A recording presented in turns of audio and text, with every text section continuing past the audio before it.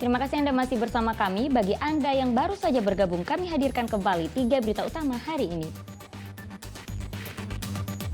Kapal asing berbendera Malaysia mencuri ikan di perairan Selat Malaka, Indonesia.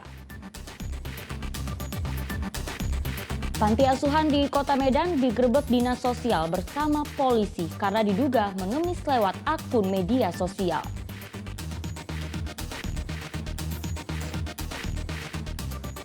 Saya ajak Anda mencicipi martabak piring di Kota Medan.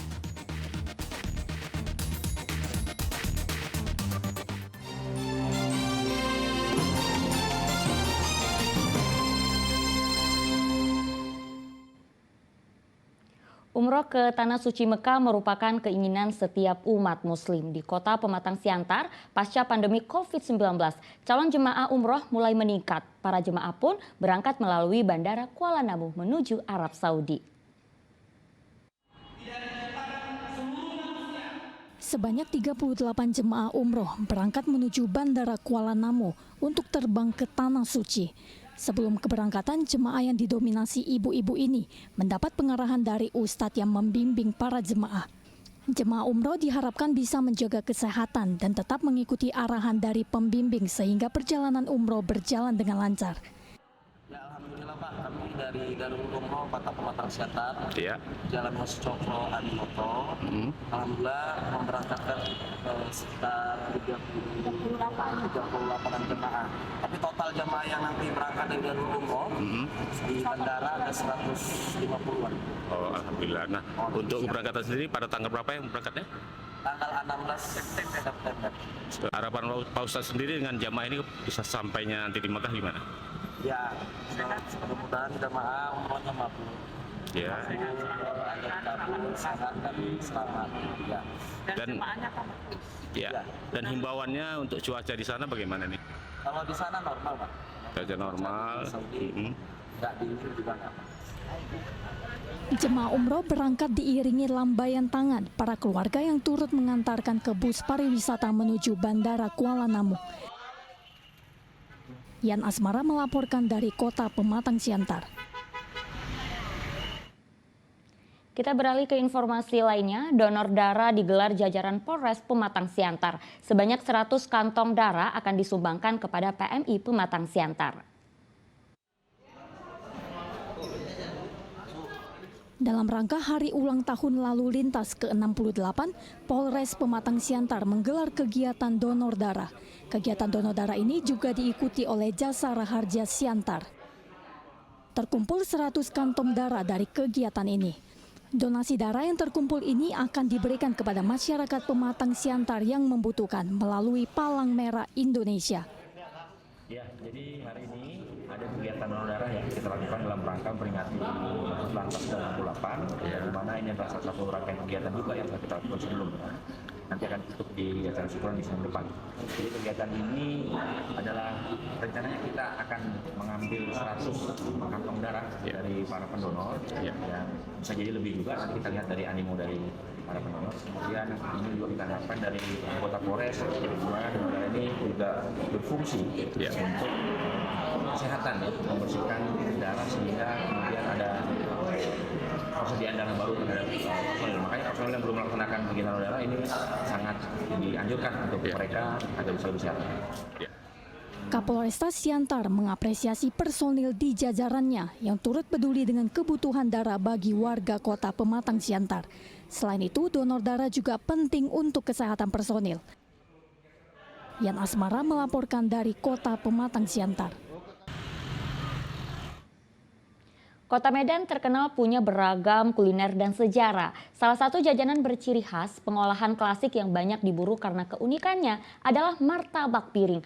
Kudapan legendaris ini mulai dirintik sejak 1974 yang dijajakan dengan mengayuh sepeda hingga menjadi salah satu jajanan populer hingga kini.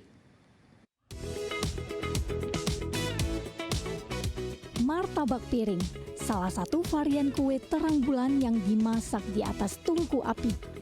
Di salah satu pertigaan Jalan Bogor, Kota Medan, martabak piring dijual dari sebuah lapak gerobak mulai dari sore hari.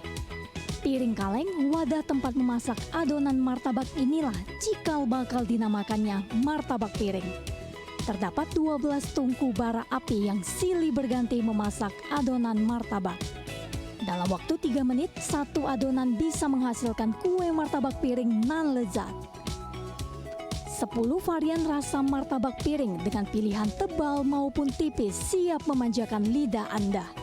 Harganya pun terjangkau, mulai dari Rp6.000 hingga Rp11.000 tergantung topping yang Anda pilih. Martabak piring ini rahasianya dia masak dia pakai arang karena makanannya lebih lembut dan dia lebih wangi. Cuman kalau dia arangnya harus stabil, tidak boleh banyak dan tidak boleh sedikit. Kalau kebanyakan taruh arang dia bisa gosong. Jadi dia lebih matang, nggak terpaksa, jadi struktur makanannya lebih lembut dan wangi. Pengelola usaha ini menjamin martabak buatannya tidak basah sehingga saat dikonsumsi tidak menimbulkan rasa terlalu manis.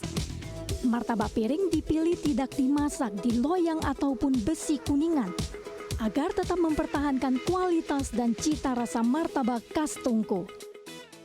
Rasanya lebih ini keringnya nih, beda dia sama martabak biasa, lebih kelas. Nah, habis itu rasa lebih dapat daripada martabak biasa karena kan dimasak dengan piring tuh. Tingkat kematangannya tuh lebih gimana ya? Lebih kering lah, lebih dapat gitu daripada martabak pada umumnya ya. Kalau untuk rasa sih manisnya pas, enak mas. Sama martabak ini juga udah lama sih ini ya, dari zaman kapan, dari zaman SMA saya udah nyobain lah maksudnya, udah lama. Dari ketekunan melakoni usaha kuliner keluarga ini, setidaknya butuh waktu setahun untuk bisa disebut mahir menghasilkan martabak lezat yang digemari pelanggan. Setiap harinya pedagang mampu menjual 300 hingga 500 piring martabak. Jajanan ini cocok dijadikan buah tangan dan oleh-oleh rumahan. Tuti Alawiyah Lubis melaporkan dari Kota Medan. Ya, bagaimana rasanya minum kopi sambil menikmati pemandangan kebun teh yang terhampar luas di Kecamatan Sidamani, Kabupaten Simalungun. Mari saya ajak Anda sejenak bersantai menikmati pemandangan kebun teh.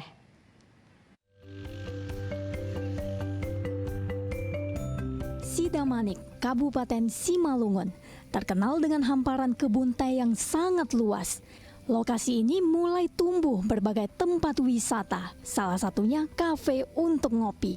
Lokasi kafe tepat berada di seberang areal kebun teh. Tentu ini akan memikat daya tarik para pengunjung yang melintasi areal kebun teh milik PT PN 4 ini. Para pengunjung dapat singgah untuk hanya sekedar istirahat meneguk segelas kopi maupun untuk nongkrong dengan teman sejawat. Tempat nongkrong di samping kebun teh ini menurut kamu bagus nggak nih? Bagus ya. Harganya gimana, masih jangkau? Jangkau ya, murah ya. Oh gitu ya.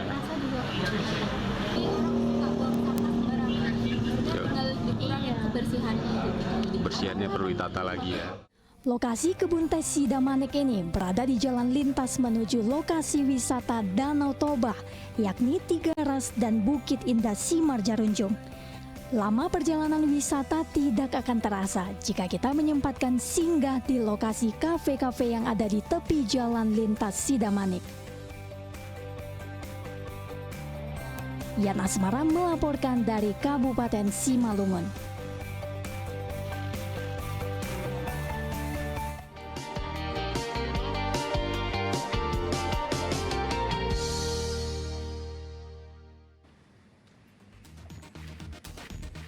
Informasi tersebut mengakhiri berita Medan hari ini. Saya Auriga Gustina berterima kasih atas perhatian dan kebersamaan Anda. Selamat beraktivitas dan sampai jumpa.